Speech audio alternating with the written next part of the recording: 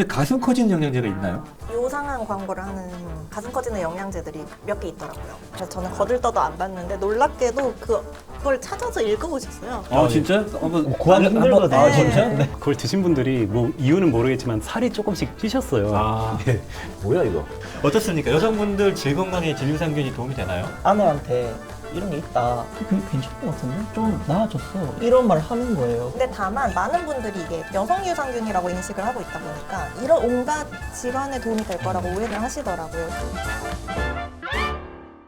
자, 약사들이 진실을 팩트 폭행하는 약사들의 빨간 약 시간입니다. 팩트 폭격기 약사님들과 함께 카더라 통신들 그리고 잘못된 나쁜 마케팅으로 비용 소모를 하는 나쁜 영양제들 팩트 폭격을 하겠습니다. 저는 진행을 맡고 있는 고약사입니다. 안녕하세요. 다식약사 박소연입니다. 사실 진실이 좀 불편한 부분이 있을 수는 있거든요. 좀 빨간 약. 불편하더라도 아. 진실을 알려드리고자 합니다. 안녕하세요. 매스맨TV 정무현입니다. 오늘도 소신 있는 이야기 마음껏 들려드리겠습니다. 안녕하세요. 약사 피셜 최배원 약사입니다. 오늘도 편향되지 않고 정확한 정보 전달드릴 수 있도록 열심히 해보겠습니다. 네.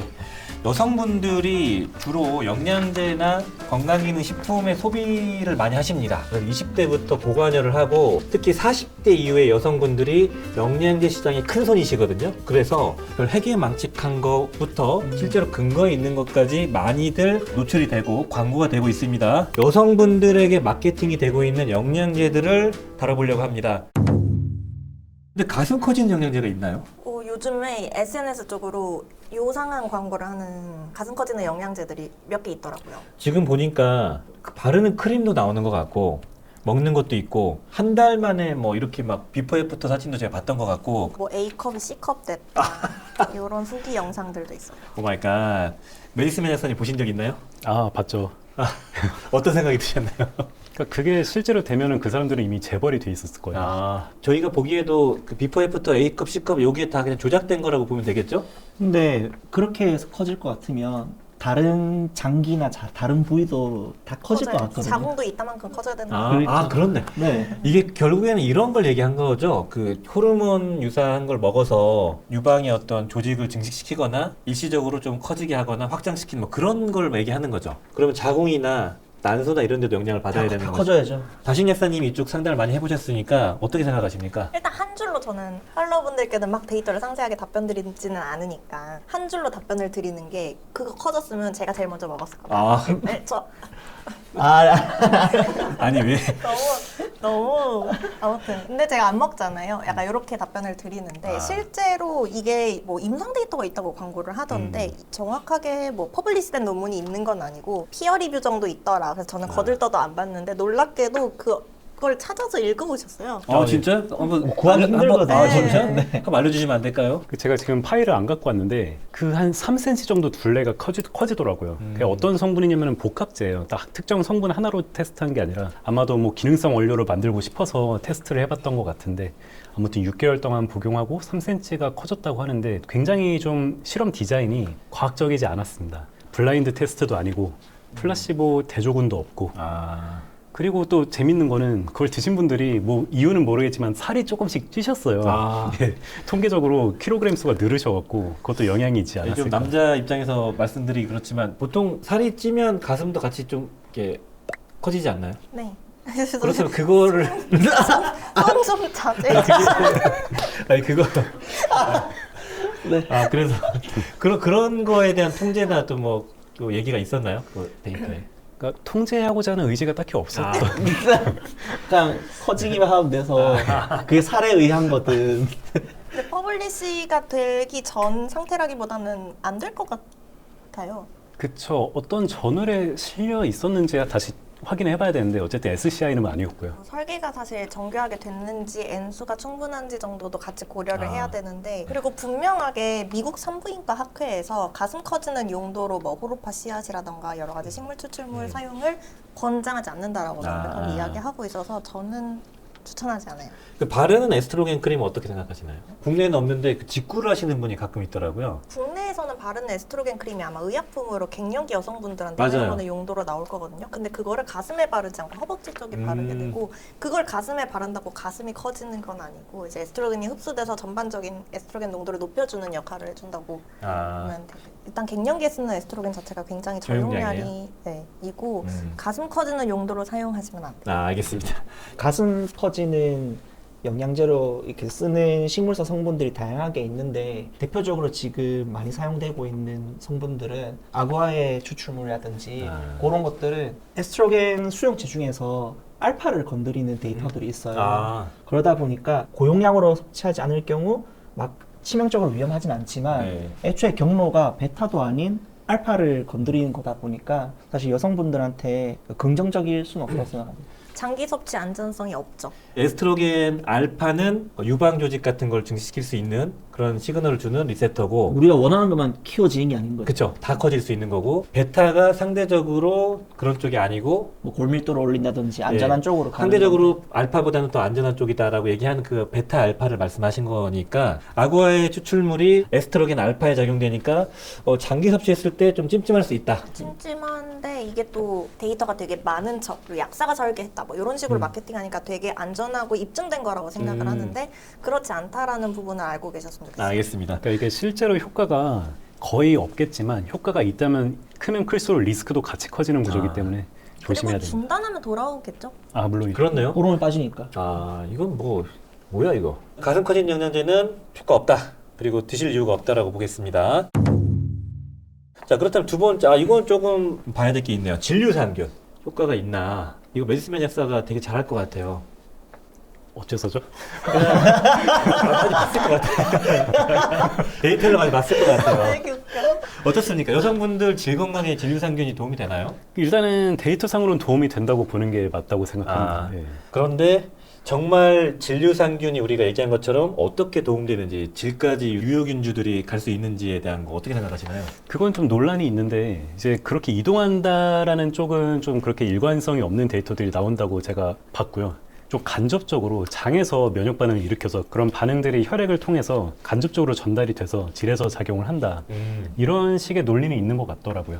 사실 근데 진유산균이랑 특허 유산균 뭐 이런 것들이 많은데 땡땡 특허 유산균, 질 유래 유산균 이런 것들이랑 질 유산균 좀 달라요. 진류산균의 유렉스 조합, 리스펙타 조합 이 두 가지는 실제로 질염 지표를 개선한다는 임상 데이터가 있는 거. 이게 건강기능식품으로 우리나라 식약처 인증받은 성분이죠? 네네. 딱 그렇게 두 가지. 그 외에 뭐 땡땡 특허, 땡땡 유래 유산균들은 대부분 이제 시험관 배지에 뭐 칸디다균 부어놓고 이거 부었을 때 죽더라. 요 정도 데이터를 가지고 있는데 물 부어도 죽는 경우가 많아서 가능하면 정말 그 두 가지 질 유산균 위주로 드시면 좋을 것 같고요. 근데 다만 많은 분들이 이게 여성 유산균이라고 인식을 하고 있다 보니까 질염 외에 뭐 생리통, 자궁 근종 막 이런 온갖 질환에 도움이 될 거라고 오해를 하시더라고요. 실제로 어떤 인플루언서가 진류산균 공부할 때 생리통 완화된다고 해서 큰 논란이 됐었어요. 근데 아니다. 정말 딱 질염, 질 내 세균 환경 개선 정도만 기대할 수 있으니까 그 부분을 고민하신다면 드셔볼 만하다 생각합니다. 그 최 약사님이 그 여성 유산균, 그 유렉스나 리스펙타 유산균을 권유해 보신 적 있었죠?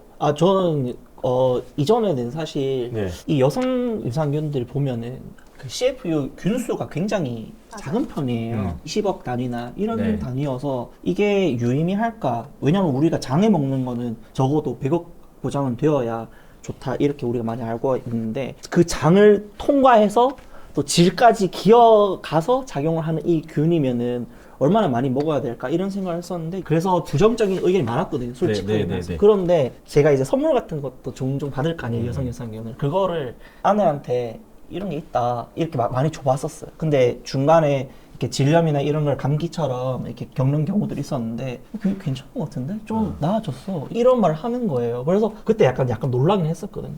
그래서 이후에는 상담할 때 저는 그 여성 유산균 중에서도 사실 함량이 되게 높은 것들을 보통 권장을 하는데 비싼 경우들이 너무 많으니까 처음에 뭐 요런 걸로 한번 시도는 해볼 가치가 있다. 아니면 기본적으로 유산균을 먹고 계신 분인 경우에는 그 여성 유산균 보통 많이 알려져 있는 걸 써볼 수 있겠다. 이렇게 권장을 드리는데 보장균 수는 낮지만 그 보장균 수로 이미 임상 데이터가 있으니까 그러니까. 특히 유렉스 같은 거는 상당히 데이터도 많기도 하고 그래서 유의미하다고 저는 많이 생각해요. 그러면 우리 다신 약사님은 어떤 분들에게 이런 여성 유산균 추천하시나요? 일단 저는 여자면 무조건 진유산균 먹어라 이런 말 진짜 싫어요. 아, 이라고 너무 과도한 마케팅이라고 생각을 하고 일반적인 장 유산균을 먹어도 충분히 질 건강에 도움이 될 수 있다고 생각을 해요. 근데 일반 장 유산균을 먹어도 좀 잦은 질염이 고민이신 분들은 진유산균으로 변경하거나 진유산균을 추가하도록 안내드리고 있어요. 충분히 도움이 될 수 있는 유산균을 드시고 있다면은 굳이 추가할 필요는 없지만 질염이 좀 재발하거나 불편함이 있으면은 추가하거나 바꿔보는 경우가 있을 것 같은데 추가하게 되면 같이 먹어도 된다는 말씀이신 거고 섭취 시점을 동시에 먹는 게 낫나요? 저는 상관없다고 보기는 해요. 편하게? 근데 뭐 정 불편하시면 하나 아침 하나 밤 이렇게 드셔도 상관없고요. 자, 세 번째는 여성분들 요즘에 많이 섭취하고 있는 이노시톨이 있어요. 이노시톨이 뭐 호르몬에 뭐 좋아서 뭐 PMS에 먹는다, 뭐 다이어트 살 빠진다, 다낭성 난소증후군에 섭취한다 이런 얘기들이 있는데 자 여기에서 실제로 어디에 도움이 되는지 우리 이거 자꾸 여성 쪽이라서 박예타 신약사님께 여쭤보게 되는데 이거 많이 또 보셨을 거고 저랑도 관련된 영상을 촬영을 했었는데 여기에 대해서 얘기를 해주시면 좋을 것 같습니다. 난 최근 여성분들 중에 다낭성 생리주기 안 맞는 분들 너무 많아요. 근데 이런 다낭성 난소 증후군에 가장 권장되는 근거 많은 데이터가 이노시톨이긴 하거든요. 실제로 뭐 연구도 되게 많아요. 그리고 메타 분석만 해도 1,700명에 대한 26건 RCT를 종합한 메타도 있을 정도로 근거는 어느 정도 탄탄해서 그리고 이노시톨을 먹을 경우 안 먹은 경우보다 규칙적인 생리를 할 확률이 거의 80% 높아지는 데이터가 상당히 좋아서 다낭성 난소 증후군이 있다, 뭐 생리주기 안 맞아서 고민이다 이러면 충분히 먹어볼 만하다 생각합니다. 예. 그러면은 다낭성 난소나 이런 생리주기가 안 맞는 분들에게 좋은데 그 외에 다이어트, 피부 또 다른 쪽 여성 쪽에 좋은 쪽으로 소구하는 게 있는데 이게 팩트인가요? 그게 조금 애매한 게 그냥 냅다 여성의 살을 빼준다? 이건 아니고요. 다낭성 난소 증후군 여성분들이 대표적인 특징 중에 체중 증가, 탈모, 여드름 이런 게 있거든요. 이런 다낭성 난소 증후군을 개선해주면서 부가적으로 여드름, 탈모, 체중이 감소하는 거거든요. 그 효력이 어느 정도인가요? 상당히 개선이 되긴 해요. 특히 여드름 같은 거는. 비슷한 효과를 내는 다른 영양제들과 비견될 정도의 효과가 있는 건가요? 데이터 수 자체가 많지는 않은데 여드름 자체가 연구 데이터가 별로 없잖아요. 네. 근데 피코스가 있는데 여드름이 있다라고 한다면 충분히 권장해볼 정도. 맞아요. 특정이 되는 것 같아요. 그러니까 그런 여성 질환이 있으면서 그런 증상이 있는 분들은 애초에 다낭성 증후군이라든지 앞서 나왔던 그런 증상들이 원인으로 꼽는 게 인슐린 저항성이나 만성염증 이런 것들이 있는데 이노시톨이 그런 파트에서는 작용을 잘 해가지고 그 근본되는 거를 개선시키니까 연관되어 있는 그런 것들이 같이 낫는 것 같아요. 이게 신기한 게 피코스에 메트포민이 처방 나오기도 하잖아요. 네. 월경주기 정상화 정도가 메트포민에 준해요. 근데 부작용은 메트포민보다 훨씬 마일드하다 이렇게 평가되고 있어요. 그럼 이거 어느 정도 먹어야 되나요? 2g에서 4g 사이로 드시면 되는데 4g 드시는 분들이 조금 장 불편감을 호소하시는 피드백이 많기는 했어요. 4g 정도면 뭐 스틱 포르타지면은 거의 가득 차는 큰 용량이잖아요. 맞아요. 요만큼. 나눠서 그럼 2g에서 4g 먹고 부작용 같은 건 어떤 거가 있나요? 흔한 부작용이 가스참 부작용이 가장 많이 피드백을 받은 실제 연구 결과로는 4g 이하에서는 뭐 GI 부작용이 나타나지 않았다 이렇게 보고는 되지만 실제 피드백으로는 한 2g, 3g 정도에서도 충분히 그런 경우가 있어서 그런 경우에는 용량을 조금 줄여보실 수 있고 근데 이게 바로 먹자마자 효과가 나타나는 건 아니고 한 3개월 정도 먹어야 효과를 평가하기 좋아요. 선생님 또 궁금한 게 이노시톨 제형 이거 중요한가요? 이게 뭐 대부분 미오이노시톨을 쓰고 있고 디카이로이노시톨의 경우 뭐 고용량 장기간 섭취하면 오히려 안드로겐이 에스트로겐으로 전환되는 걸 막아서 안 좋을 수 있다 이런 연구도 있는데 사실 그 정도 고용량 섭취하는 사람 별로 없어요. 그래서 그냥 미오이노시톨 단독으로도 전 충분하다고 생각을 하고 근데 뭐 40대 1 얘기하지 않나요? 40대 1이 좋다는 임상 연구가 진짜 일부 있는데 미오이노시톨 단독으로도 워낙 그게 탄탄한 그러니까 아까 말씀하셨던 메타 분석 그 연구에서도 미오이노시톨 단독인 거죠? 아니요, 그거는 그냥 전부 다? 네. 아. 뭐 미오이노시톨이든 짬뽕돼 있는. 짬뽕이든 그냥 종합적으로 평가한 건데 아. 굳이 저는 크게 고려할 요인은 아니라고 생각을 하고 이노시톨이 맛없는 게 너무 많아요. 저는 먹다가 헛구역질한 것도 있어서 아, 정말요? 맛있고 가격 대비 적절하고 용량 적절한 요게 더 고려 요인이지 40대 1은 신경 안 쓰셔도 된다고 생각해요. 알겠습니다. 그러면 다이어트 목적으로는 그렇게 적합한 건 아니네요. 네. 해외 제품을 보면 이노시톨이 그렇게 고함량 제품이 잘 없더라고요. 해외는 이게 다 정제로 만드니까 맞아요. 맥스 1000ml?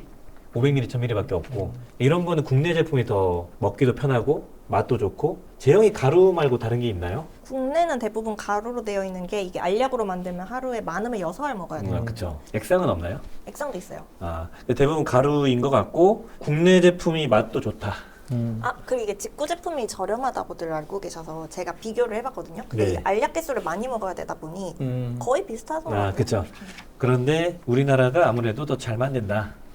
라고 볼 수 있을까? 우리나라가 좀 식품 등급으로 계속 나오다 보니까 네.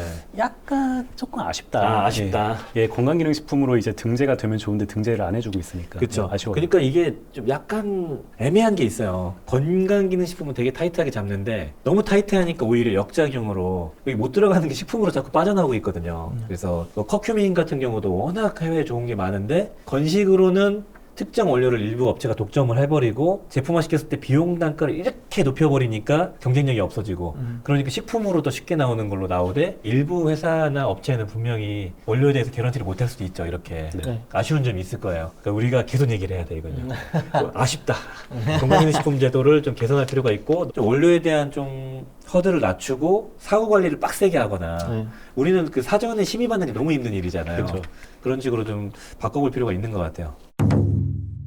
또 여성분들의 또 많은 고민 여드름 영양제가 있잖아요. 이게 사실 말고는 그렇게 근거 수준이 높지가 않아서 저는 오메가3나 가장 먼저 시도하시길 보내드리고 저도 동일해요. 왜 여드름 영양제로 아직까지 안 알려줬는지 이유를 모르겠는데 갱년기 제품, 유방암에 위험이 없는 이런 천연 제품을 먹어야 된다라는 광고 문구를 많이 본 것 같거든요. 유방암을 유발하거나 근종을 유발한다라고 그렇게 우려를 많이 하시는데 실제로 데이터들은 그렇게까지 위험하지 않다. 그렇게 하면은 여성은 기본으로 칼마디 다 가야 돼요. 그렇게 다 사실 봐야 아니- 돼요. 다 봐야 아, 되는데 칼만이 다 먹어야 돼요. 꼬치 하나만 고르잖아요.